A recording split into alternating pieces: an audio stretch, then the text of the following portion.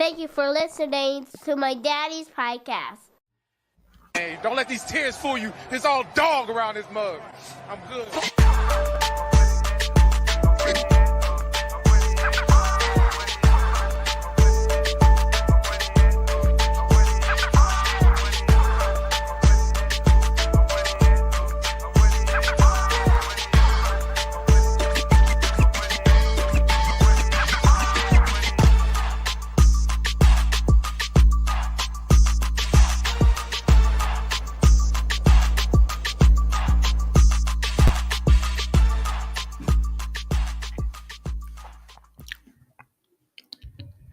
Hey, what's going on, Who Dat Nation? It is yours truly, TJ Jones. And yes, I am the host of the State of the Saints podcast. Thank you so much for checking out the State of the Saints podcast, where we talk New Orleans Saints. Want to give a special shout out to everybody that's tuning in right now. I really do appreciate it. Come on in, come on in, come on in. And while you're here, go ahead and hit that like button and subscribe to the channel if you have not already. Thank you very much. On this edition, we're going to be talking about the Saints 2024 draft class and what grade should we give the black and gold. It was a exciting NFL draft. The 2024 draft is in the books.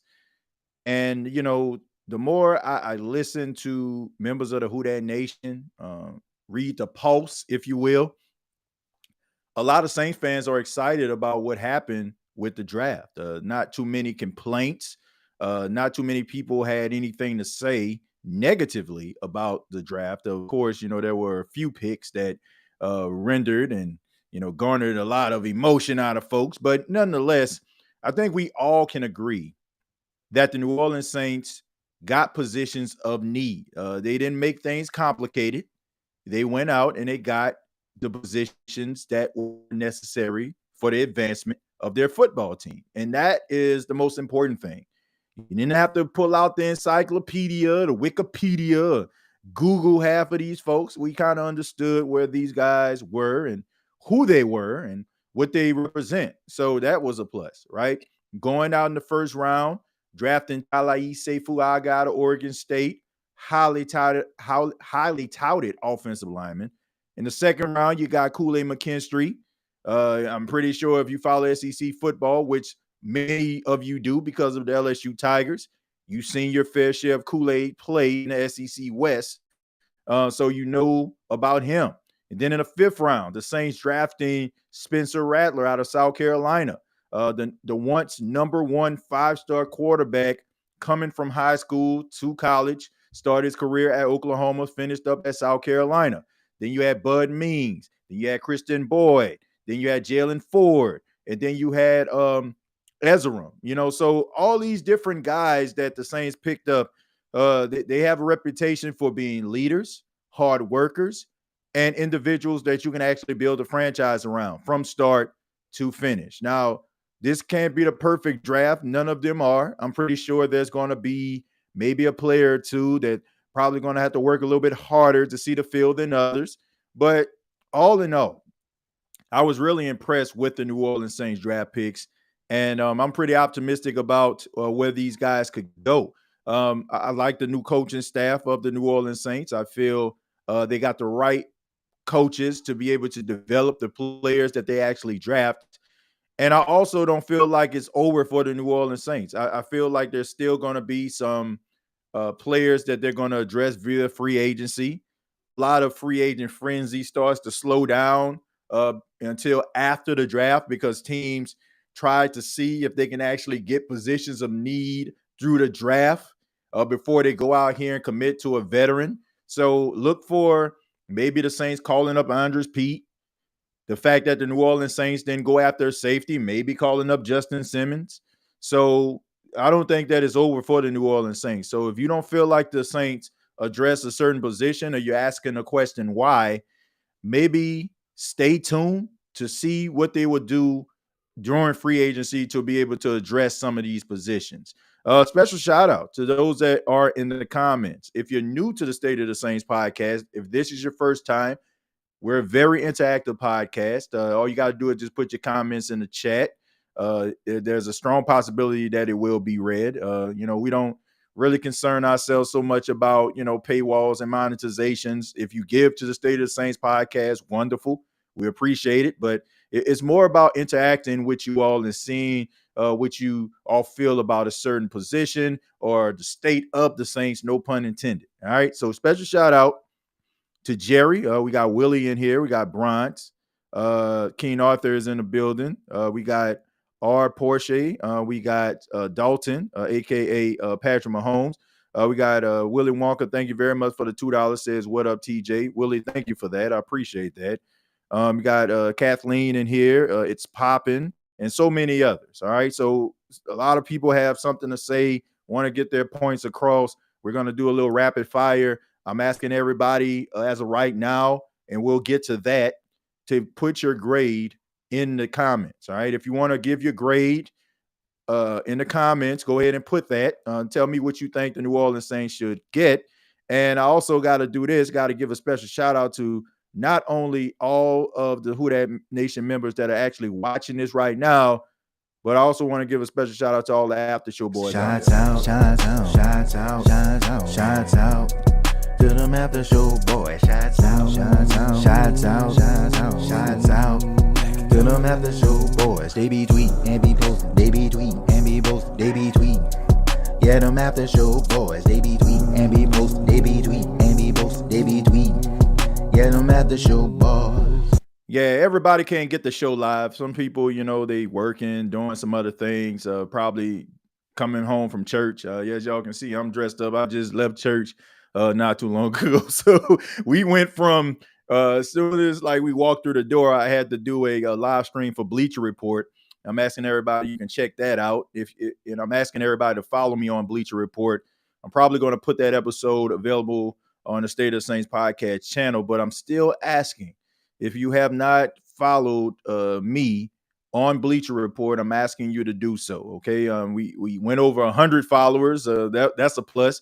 But I'm always looking for more, because every single week we do Saints Talk with TJ Jones on Bleacher Report. I am the official Saints representative for Bleacher Report, and it's an honor, right? I mean, we worked extremely hard to get to that point. So I'm just asking everybody to support that. All right. So go to Bleacher Report. I'll make sure I put that link down a little bit later so everybody can get that. I'm just asking everybody to support, show love to the Bleacher Report channel, Saints Talk with TJ Jones. All right. So we'll start with Willie. Willie says, I thought we were going to draft Michael Pratt. Well, Michael Pratt, there's nothing wrong with him at all. Michael Pratt is a talented quarterback. We know what he did at Tulane. He made all the throws. He's a smart guy. He can extend plays with his legs. I just think that the New Orleans Saints had an opportunity to get Spencer Rattler, a guy who has generational talent, abilities, right? I mean, will he live up to that talent and those abilities? It remains to be seen. But, Michael Pratt, there's nothing wrong with him. And I think that he'll go on to be a solid quarterback in the National Football League. Probably will be a backup for his career, but you'll probably hear Michael Pratt starting in a few games, and who knows? I mean, if he goes out there, he plays well, this can open up an opportunity for him to be a full-time starter. Just because you don't get drafted, that's not the end of the world. Everybody can't get drafted, but we hear about success stories all the time when guys don't get drafted and they become starters and they make the big bucks. So shouts out to Michael Pratt. Not mad at it. It's unfortunate that, he didn't get drafted, but he's going to be a force and a very, very talented player, and be able to provide something to that quarterback room for the team that got him, that he signed with via being undrafted. Let's see. I like the pick we got. Yeah, I like the picks too, Jerry. The only pick that really was a little bit of a head scratcher to me, and I'll just go ahead and talk about it, was Bub Means out of Pittsburgh. And no, I'm not dissing Bub Means, and no, I'm not saying that he's not talented. I just felt that the Saints probably would have done better with drafting Brendan Rice out of USC. And no, it's not because he's Jerry Rice's son. Who cares? I just think that he's a really good slot receiver. He's an above average route runner. And, I think that he'll be able to make some noise in the National Football League. But he was drafted in the 6th round by the Chargers out there in Los Angeles. So I expect for him to be able to do something out there, especially since he's competing for a wide receiver spot. The only one of those wide receivers that actually have an opportunity to be playing consistently, and that spot is set in stone, is Quentin Johnston, the former 1st-round pick out of TCU. So there's a great opportunity for Brendan Rice. But back to Bub Means, I just feel like he fits the mold of an A.T. Perry. If you go back and you look at the footage, a lot of 50-50 balls, a lot of, catching passes, trying to, box a guy out. But you have that in A.T. Perry, in my opinion. It's not like he's just this burner. He has like the same speed of A.T. Perry. The only reason I would say that the Saints would draft him in that 5th round spot instead of going with more of a guy that has a little bit of more of a burst, a little bit of more of a wiggle, like a Brendan Rice, is the fact that the Saints are transitioning to the wide zone offense, and you need your wide receivers to be able to block on the outside. And I said this on Bleacher Report. I'm not going to say everything I said on Bleacher Report, but for this particular case, I will. High ceiling for Bud Means. I'm talking about if he reaches his full potential, like we talking about him, his jersey being retired by the Saints 7, 8, 9 years from now, it will have to be Anquan Bolden. Like that's why I'm talking about at the tippy top. Like if he just maximizes everything that he has, he'll be Anquan Bolden. If he kind of just stays in the middle, right, just stays right there, develops a tad bit, you're probably looking at Traquan Smith. And I know some people would say, Traquan, pump your brakes. I feel that a wide receiver like Traquan would actually be pretty good in the offense that the Saints have right now because he was the best blocking wide receiver on the team. So, and at times, Traquan did catch the ball. He did get you a 1st down, did, get a not a touchdown, but get a catch that'll seal the deal for the game or go-ahead lead. I mean, we can't just poo-poo on Traquan and everything that he did. But, I see Bub Means as that if he just middle of the pack. But I just didn't understand it. But I understand it from a schematic standpoint. But you already have that in A.T. Perry. So that puts A.T. Perry ahead of the curve. That makes him a little bit above Bub Means because Bub Means is actually coming in and he hasn't got the feel of the NFL game just yet. But they are on the same playing field when it comes to them both learning a system at the same exact time. There you go. Let's scroll down a little bit. Let's see. Keen Arthur says, hit the like button and subscribe to the SOTS on your way in.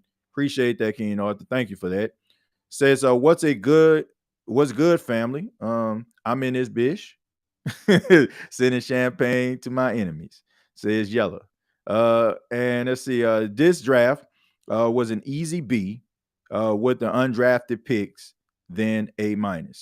Well, yeah, I mean, with the undrafted picks, and we'll just go through that. We'll go through that. I'll go ahead and name some of these guys and apologize if I don't say these names correctly, a few of them. Oklahoma State defensive end Nathan Latu. Then you have TCU safety Millard Bradford. Idaho wide receiver Jermaine Jackson, no relation to Michael Jackson. Minnesota defensive tackle Kyle Baugh. Vanderbilt punter Matthew Hayball. Colorado State tight end Dylan Hoker. You got Yale wide receiver Mason Tipton. Slippery Rock wide receiver Kyle Sheets. Boston College guard Kyle Hergel. You got Pittsburgh State cornerback Rico Payton. South Dakota State linebacker Isaiah Stallbird. Southeastern Missouri State defensive back Lawrence Johnson. Louisiana Lafayette running back Jacob Caboti. Tulane center Sincere Hainsworth. And Nebraska guard Nori Noloi. And I think they picked up a linebacker out of FAMU as well for a tryout. So that is that's your undrafted guys. Who knows, man? I mean, there's always one guy or two guys every single year that come in, do things the right way, and make the team. Worst case scenario, these guys go out there, they perform well, and it opens up opportunities for them to play on another team or maybe get picked up by another league. I mean, this is a great opportunity. And I don't think any of these guys, we can probably roll our eyes, but when you get a phone call, when you weren't drafted, but you're getting a phone call and they're saying that the New Orleans Saints want to sign you, or the New York Jets want to sign you, or the Cowboys want to sign you, it's an amazing moment because all of these guys are looking at is an opportunity. But let's go ahead and backtrack, and we'll start and we'll talk a little bit about the picks that the Saints selected, and then we'll go from there. The first pick that the Saints selected in the first round was Talaise Fuaga, which I kind of talked about, so I'm not going to spend too much time on. If you didn't check out what I thought about Talaise Fuaga, I encourage you to check out the episodes, a couple episodes back. I kind of went into depth about what I thought about him as offensive lineman for the New Orleans Saints. To me, the draft grade I would give that is an A.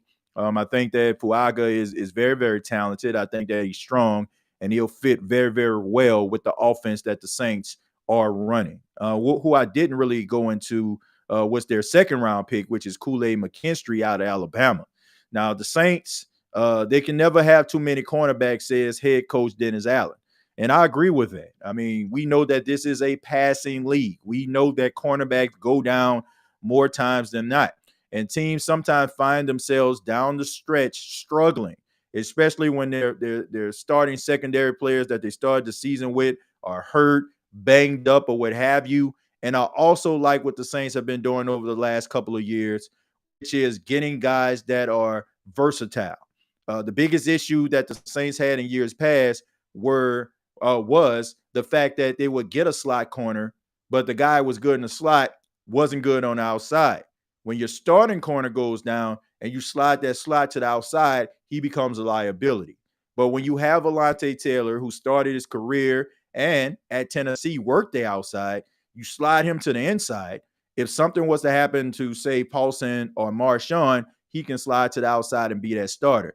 And it's the same way with Kool-Aid McKinstry. So I expect the Saints to use him in the slot and, probably utilize him there. But if somebody was to go down, Paulson or Marshawn, this is an opportunity for him.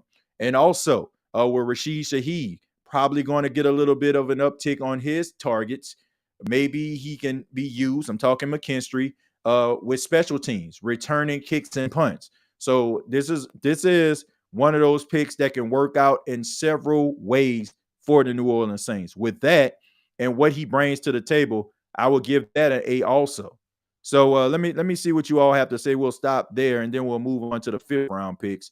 Let's see. Keen Arthur says A+ on the draft, mainly because we didn't sacrifice any future assets to move up. Still think we need insurance at the defensive end spot. Maybe sign another free agent. Well, I do agree with that. If you look at what the Saints have done on the defensive line over the last couple of years, they left a lot to be desired. No disrespect to anybody, but it's just the truth. You can definitely use a little bit more activity on the defensive line. Luckily for the New Orleans Saints, they have some very, very talented cover corners that were out there, because if they didn't, Lord knows it would be troubles and curtains for this defense. But I do agree with you on that. But, guys develop every single year. Things happen every single year. We don't know what Isaiah Foskey can turn into. We're hoping the Saints used a second round pick on him last year, him coming out of Notre Dame. We expect for him to take a step forward. His motor was running a little bit cold, according to coaches. Maybe that's something that will get better now that the game may have slowed down a tad bit for him, having a year under his belt. We still don't know what's going to happen with Peyton Turner. We know this. The Saints didn't pick up his fifth-year option, justifiably so. But when you do see Peyton Turner out there, the weird thing about it is every time he gets hurt, it's after he does something great. Force a fumble, get a sack. Like, it's amazing, right? So the fact that he's actually doing some positive things, I guess you can say that's a plus. But I agree with what you're saying, Keen Arthur. Maybe going with more of a sure thing. You got Chase Young, but he is getting neck surgery. Don't know the severity of that. Don't know how that's going to affect him going into the 2024 season. The Saints are saying that it won't, but you never know. You never know. So you can never have too many guys on that defensive line hunting the quarterback. Not going to lie, I really thought the Saints were going to draft a wide receiver in the second round. Yeah, Dalton, I kind of thought that as well. But the way that the draft was going, I can completely understand why they did. Now, if they didn't have so many quarterbacks go off the board early, they probably would have, because Kool-Aid McKinstry probably would have went in the first round. They or some of these other cornerbacks that got drafted in the late 20s probably would have been team picks. So they probably would have had to go wide receiver in the second round. But I'm not mad at it. This is a really good situation that the Saints were in. They decided to move up to number 41 to acquire him. So this is a pick that can actually pay dividends for them in a multifaceted of ways. Let's see. I like Spence, but my chips on Jake. Well, look, I like Jake Haener. Y'all know how I feel about Jake Haener. Sexy Jake Haener. Like, shouts out to him, man. I think he works hard. I think that he's a pro's pro. I think that he's accurate. I think that he's a smart guy. I think there's going to be a place for him. But this is a competition, folks. Like, this isn't a popularity contest. Like, you don't get stripes based on people liking you. I can like you all day, but if you can't play, you can't get on the field. Hey, man, I mean, it is what it is. This is a competition, and I'd rather a guy fight for it and win it because you know that they deserve it versus it being given to them. And the Saints aren't trying to give a player anything as of right now. You got to go out there and earn it. Yeah, there are spots that are solidified because of all of the work and all of the things that have been built up, the equity that's been built up by those players. But for the most part, this is a competition. So if Jake Haener wants to be a part of this team, he has to go out there and he has to perform. And you can't ask anything more than that. If he does perform, that means he deserves it. If he doesn't perform, that means that you already know what you have in Jake Haener. But I like him. I don't think that he's going to be I don't think that, he's going to be cut or anything like that. I feel like the New Orleans Saints are going to find a place for him. But let's go ahead and move on since we're talking about the quarterback position. I think that's a good spot to be able to transition back into the draft. The fifth round pick up the New Orleans Saints. Their first fifth round pick, they decided to pick up quarterback Spencer Rattler. Now, this pick has been a topic of conversation since it happened on Saturday. The New Orleans Saints decided to go with Spencer Rattler. We all know the story of Spencer Rattler, and if you don't, then I'll just go ahead and give you a little short little backstory. He was the number one high school quarterback coming out of Phoenix, Arizona. He signs with the Oklahoma Sooners. He had a magical freshman year. People were comparing him to Patrick Mahomes because of his arm talent, his abilities. He played so well and so good, he actually started over number one overall pick from this year's draft, Caleb Williams. But Lincoln Riley leaves Oklahoma, goes to USC, takes Caleb Williams with him, and, Spencer Rattler has to fend for himself. He decides to go to South Carolina, and he plays there for 2 years. His junior year, he had 18 touchdowns, 12 interceptions, turned the ball over quite a bit. His senior season, his final year at South Carolina, he had 18 touchdowns, again passing, but he downticked the turnovers to 8. And if you looked at South Carolina, and trust and believe I have, anybody that doesn't know, I stay in Myrtle Beach, South Carolina, which is about 2.5 hours away from South Carolina. So Columbia, South Carolina, where the Gamecocks play. So I get my fair share of South Carolina games, as well as covering South Carolina teams. I'm a sideline reporter for Coastal Carolina, which is like right down the street from me. But South Carolina's offensive line was horrible. Like, the time he was there, the guy was running for his life. And also the running game was pretty much non-existent. This was a guy who basically had to take it on his shoulders every single week for South Carolina. And, when you're throwing the ball 50, 60 times a game, sometimes those balls are going to get tipped up in the air. Sometimes when your offensive line isn't doing what it needs to do, it rushes up the clock in your head. So I think a lot of what people have heard about Spencer Rattler, to me, is a little bit unfair. I think that in the right situation with the right coaches, I think that he can be a franchise quarterback. I feel that way strongly. And I'm going to say this also. I just feel like some people that are criticizing Spencer Rattler are individuals that heard what somebody else said. They didn't watch South Carolina football games.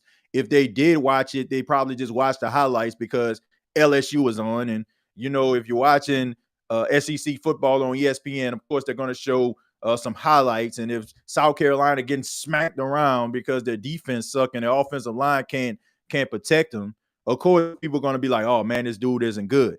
But in the right situation, Spencer Rattler will be a talented quarterback. I think the new offense that the Saints are running, I think that is going to fit perfectly with what he brings to the table. He's not the most athletic quarterback that you ever seen in your entire life, but he can get out the pocket. He can run for extra yards, and he has unbelievable arm talent. So I expect for him to sit on a bench, wait his turn. When his opportunity comes, if the Saints have the right infrastructure, I think that Saints fans are going to be buying this guy's jerseys, and the same individuals that are talking noise about him are going to be the same ones that are going to be deleting tweets and deleting posts about him because they don't want people to know how they really felt when he first got there. We got to be very, very careful at how we evaluate guys coming from the college to the professional ranks. Sometimes we have to understand that these players, they go to situations and they are a part of situations that are not in their best interest, and they cannot maximize their full potential. And I feel like it's unfair that we evaluate guys when we criticize the coaching staff and we criticize the universities and we criticize the organizations, and then we turn around and expect these players to be Hall of Famers.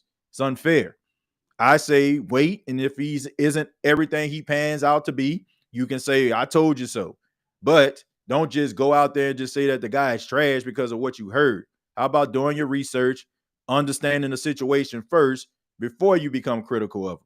I'm excited about the pick. Everybody knows how I feel about Spencer Rattler.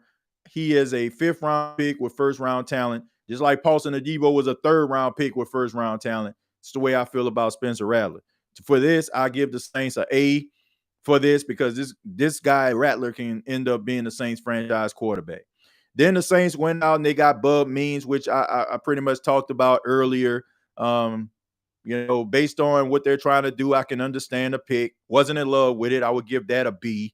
Jalen Ford, a smart linebacker that they decided to pick up out of the University of Texas, a work in progress, but under Pete Werner, with Demario Davis, with their leadership, I think that he can be a solid player. He's very, very smart. He understands plays. He's really good at recognizing plays. Sometimes I feel like he gets a little bit too excited, and sometimes like it comes back to haunt him because he knows what's coming. So he'll try to jump the gun, and he'll do it a little bit too quickly, and then he'll end up like paying the price. But if he starts to slow down a little bit, he's going to be a talented guy. Probably start out on special teams, but given the opportunities, he'll probably go out there and he'll play formidable. He'll probably play to a point if everything comes on, he'll probably be one of those Saints linebackers where you're like, man, they need to play him more. So I like that pick. He's a leader. He's a guy that's not going to give up on plays. He had over 100 tackles last season with the Texas Longhorns. He's not a guy that is coming off the edge trying to pressure with the sack, but he is fundamentally sound, and you can count on him to guard your running backs and your tight ends very formidably. So, I like that pick. Kristen Boyd out of Northern Iowa, another Northern Iowa guy. The Saints picked up Trevor Penning a couple of years ago, but Kristen Boyd is a big physical interior lineman. He's over 300 pounds. He has brute force. He owns the Northern Iowa record for bench pressing 225. He has the record of bench pressing that 33 times. He's a guy with a high motor, a little bit raw, but you expect that from a 6th-round pick.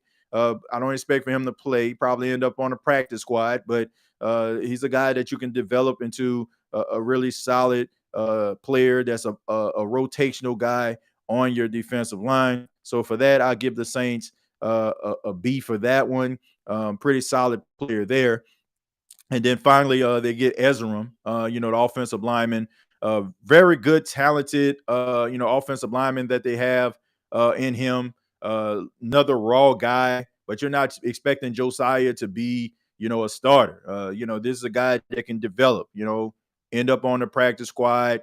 Maybe around year 2, you'll see what you have. If he makes the team, then guess what? You had a really good draft, right? Because if you're signing your 7th round pick to the team, and he's contributing in any way, shape, or form, it's a plus. So Josiah Ezram being their 7th round pick is a plus. So if you put that all together, to me, I would give the Saints, a solid A minus for a draft. The only question mark to me would be Bub Means.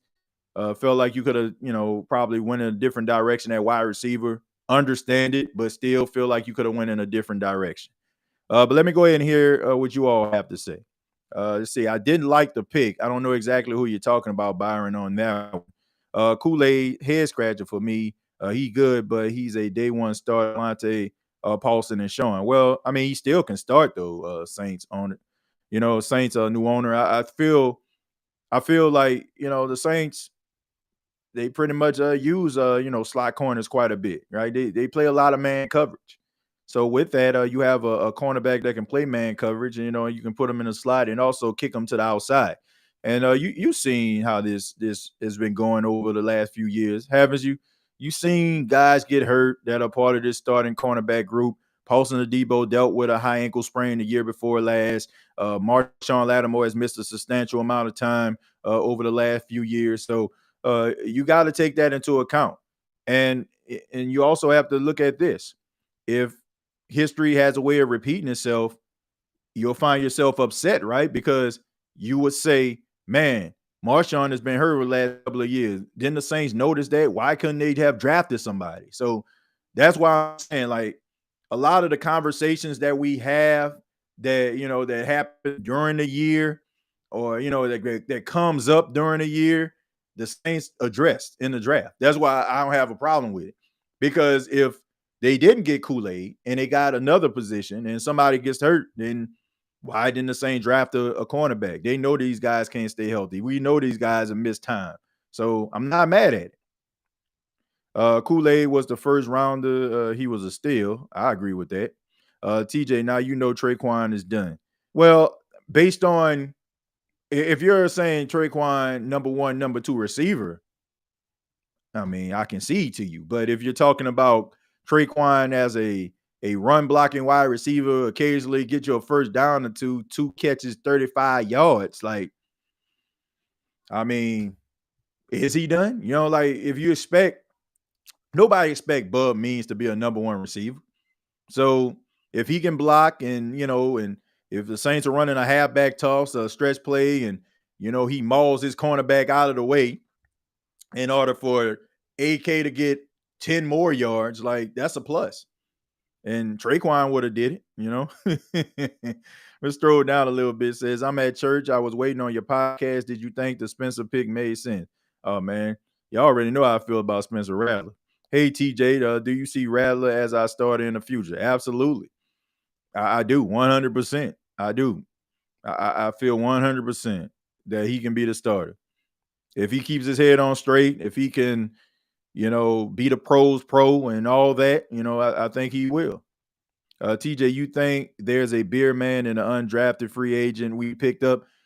I'm going to be honest with you.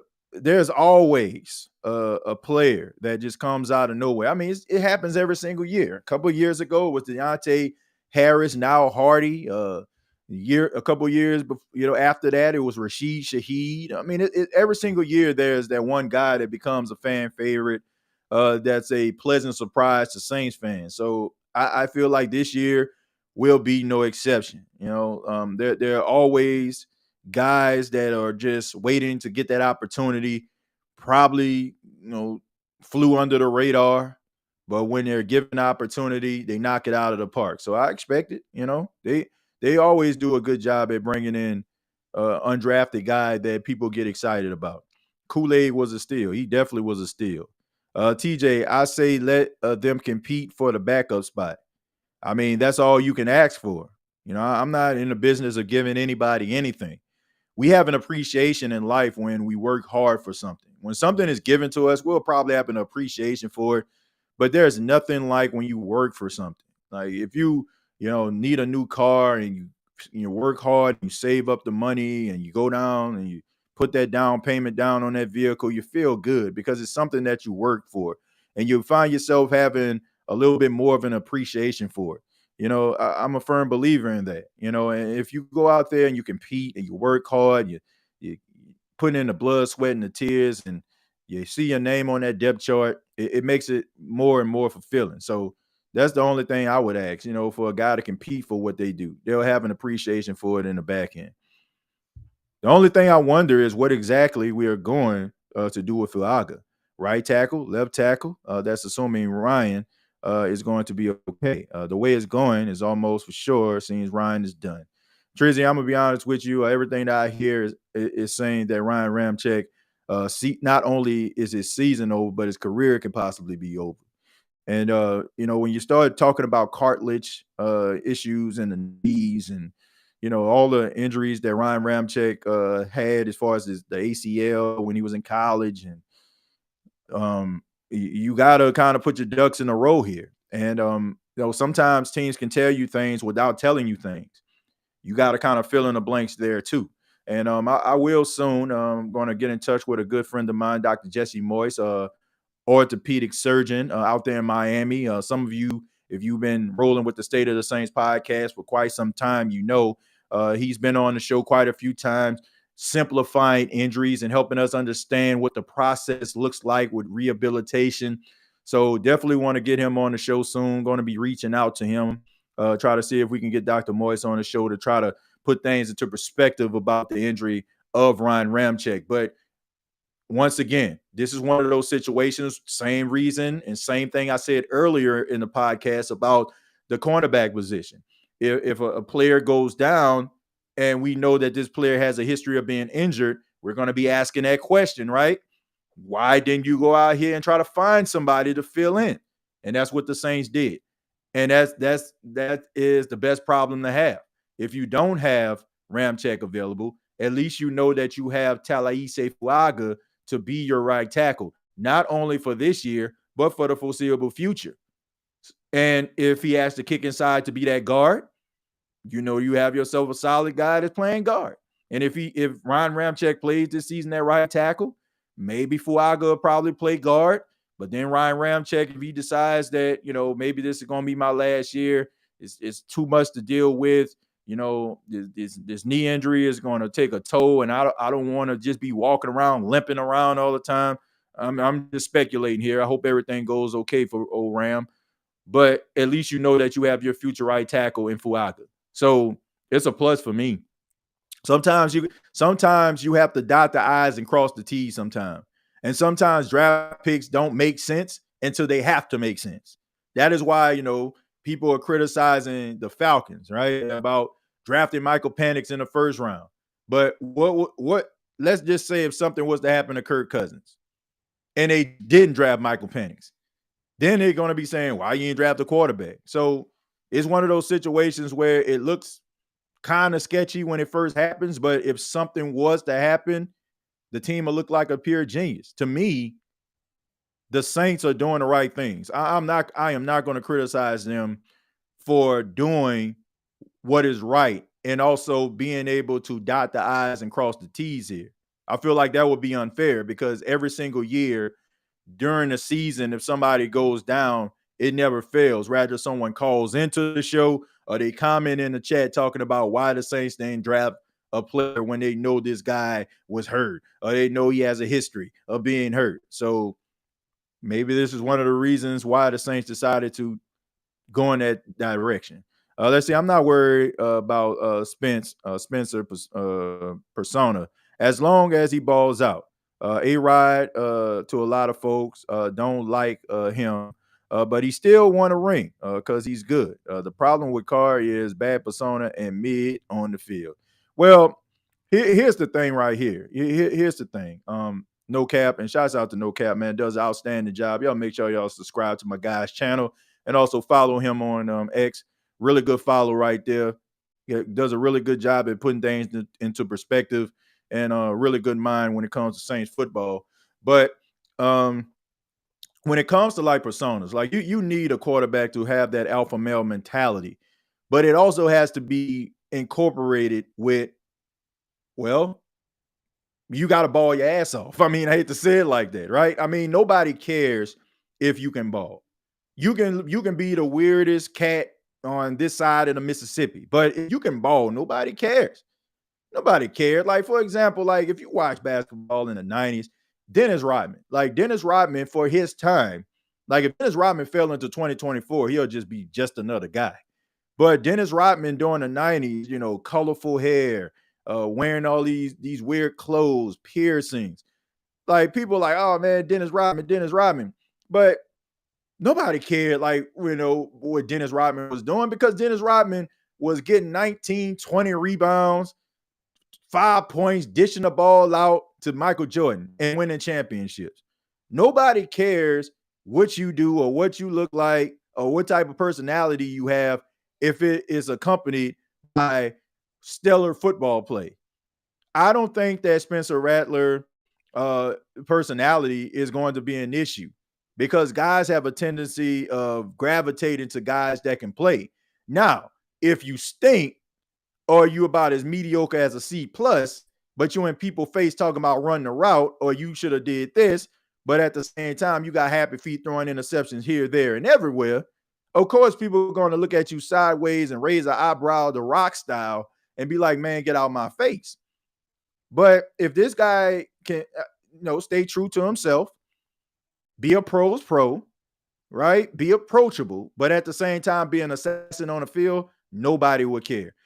Like, I don't understand why people make it seem like personalities are such a huge thing, and it's a deal breaker. Like, give me a freaking break, man. I like the people that are going at Spencer Rattler saying, oh man, he made that docuseries when he was in high school and it rubbed people the wrong way. Come on, man. You got Deshaun Watson still playing in the National Football League right now. Ben Roethlisberger was playing in the National Football League. All this stuff about people being self-righteous and all that kind of stuff there, that is hypocrisy of the highest order. Hypocrisy. I'm calling you out on that, because we have seen players do some disgusting, disrespectful things, but they still manage to stay on the team. Why? Because they are productive. So why are we sitting up here pretending as if the NFL does not allow individuals that have been disgraced, that are looked at as a disgrace, and still get opportunities to play as long as those guys are productive? So why is that a deal breaker when it comes to Spencer Rattler? Maybe because you have the power to decide a guy's fate. And sometimes when you have that power, you feel entitled to do whatever you want to. We don't want this guy because he has a bad personality. Meanwhile, you're paying Deshaun Watson $200+ million of guaranteed money. I don't know if Deshaun Watson allegedly, whatever he did, I don't know. But the point is, the story is out there, and how people look at him and how he is perceived, he is still making money. So miss me with that stuff about all this self-righteous stuff, because the NFL is a league of second chances. And honestly, for the most part, if some of the things that these guys did were deal breakers, we probably wouldn't have some of the best players that we had in the league. We probably wouldn't have some of the Hall of Famers that we go and we idolize still to this day. So give the guy an opportunity. And if he shoots himself in the foot, then he shoots himself in the foot. He lost his opportunity. But I mean, it's really up to him. But let's not act self-righteous here. Let's not act like the NFL is just loaded with a bunch of choir boys. They got some good players out there, the guys that you can count on, great leaders, great philanthropists, great humanitarians, of course. But let's not pretend like all of them are created equal, because they are not. Shouts out to Philip. Thank you very much for the $4.99. Thank you, Philly Phil. Appreciate that, man. King Chosen says facts. I'm going to stroll down a little bit, man. We're going to take a few more, and then we're going to go ahead and get up out of here. And I'm just asking everybody, if you have not already, check out the Bleacher Report episode I did, Saints Talk with TJ Jones. I did that one prior to me coming live on my channel here on State of the Saints, trying to breaking down the NFL draft a little bit more. Some of the things that I said here, you're probably not going to hear over there. So, TJ, does Rattler have a strong arm? Yeah, that's an understatement. Kid Arthur, man. Yes, he has a strong arm. He can make all the throws. He can make all the throws. Spencer, the new Jameis. Yeah, he definitely gonna be the new Jameis Winston. He definitely gonna be the new Jameis. And it's crazy, right? I mean, you go from a fan base that is gonna be, that was divided between Derek Carr and Jameis, and now you bring in the shiny new toy and Spencer Rattler, who hasn't even been taken out of the wrapper yet when it comes to the NFL. So good luck with that. And don't let them have a good preseason. Don't let them go out there and wow you with the arm talent. Oh my goodness, it's gonna be over from there. Meaning fan favorite Spencer. Yeah, I mean, look, based on it being a 5th round pick, you can't really expect too much out of him. So if he doesn't pan out, which I highly doubt that will be the case, it was a 5th round pick. TJ, will you teach me how to podcast? Says Tella Issei Fuaga. Well, I don't think you'll need my help, Tella Issei. I mean, you're going to be making so much money. You don't have to worry about podcasting. And plus, man, if it don't pan out in football, in the words of my guy, Jono, you can go on to be the world heavyweight champion in WWE. I mean, the bloodline storyline is starting to pick up. So maybe Fuaga can actually just kind of fall in there, maybe join Solo Sokoa or something like that. I don't know. But I expect for him to do major things. Podcasting is the least of his problems. But thank you for the $2. Exactly, TJ. Some fans have a short memory. Hey, man, I mean, look, I understand people's reservations about players, but all I ask is don't come going back and forth with people with things that you heard. Like, I think there's a lot of that going on with X. It's rather somebody does a Google search, read one article, and then all of a sudden they feel like they got the whole story. I'm not saying that these journalists don't do a really good job at trying to pinpoint the issues. They really do. But I also encourage people to understand that in journalism, it is facts, but it's also combined with a person's opinion about a certain thing. And I'm just encouraging individuals to do your own research, right? I never judge an individual based on what somebody else told me. I'll give you a story. And this was about a person who's no longer with us. May she rest in peace. But before I got into broadcasting, I was a store manager, and I just got a job working at this new store. I was out in Mississippi at the time. And I spent the first 2 weeks because I needed an assistant. The store was kind of in shambles a little bit. And I needed to kind of rebuild the store. I was like, the head coach trying to rebuild the coaching staff. But anyway, I started looking around for 2 weeks, looking for this one person and, see who can step up. And this one lady, she did a really good job. Anything I asked her to do, she did. She worked hard. Always was dependable, came to work 5-10 minutes early. So, I asked about her. I asked her about her from another person. And this person was like, oh, no, I don't think so. I don't think so. I don't think so. If I would have took that person's opinion to heart, I wouldn't have found out how good this woman was as my assistant. And when I left and moved on to South Carolina, she took over for me. And unfortunately, she lost her life in that tragic tornado that took place in Rolling Fork a few years ago. So I'm going to say her name for that case. Rest in peace to Miss Wanda Early. But if I would have listened, I would have never knew how special she was as a person. So my suggestion and my challenge to all of the people out there is to do your own research, right? Not just read articles, but go and take a look. Go look at where these guys come from, where, some of the issues that may have plagued the team. I'm not saying do a thesis statement on it, but try to formulate your own opinion before you just listen to two talking heads go back and forth. I tell people all the time, and if you're new here, you probably heard this before. If you're new, you probably didn't hear it. If you're old, you definitely heard it. Don't even take my word for everything I say, because this is a lot of opinionated talk as well. Do your own research. Do your own research about these players before you formulate your opinion. It was a lot of things that I heard when it came to Spencer Rattler. I'm just using him as an example because when he was drafted by the Saints, that was the topic of conversation. But a lot of what I heard from about Spencer Rattler was stuff that I heard from Monday Morning Quarterback. And you had people arguing individuals down. And these aren't really your feelings or views about them. Because let's just be honest about it. If you're from Louisiana, you focus mostly on Louisiana sports, right? You're dialed in. And everything else is kind of like white noise, and you kind of get it a little bit. And some of you will probably absorb it a little bit more than others because you're a football fanatic. But you're not going to know more about the other teams than Louisiana sports. So be very, very careful that a narrative about a person doesn't rub off on you. Let it be your narrative about an individual. So that's what I'm challenging individuals that are looking at this, that are listening to this today. Do your own research. And if you come away from saying that Bud Means isn't very good, or he's TJ, I disagree with you. I think that he's going to be a starter, or Spencer Rattler, I can see him as being a future. TJ, I went back and I take a look and I still don't believe. He got to show me. Fine. But don't be a sheep. That's all I'm saying. All right. Don't be a sheep. Do your own research. Philip, thank you very much again for the $4.99. Thank you for that, man. Let's see. I'm gonna take a few more, then we're gonna get up out of here, folks. Thank y'all for being here. Ask that you hit the like button. Ask that you subscribe to the channel.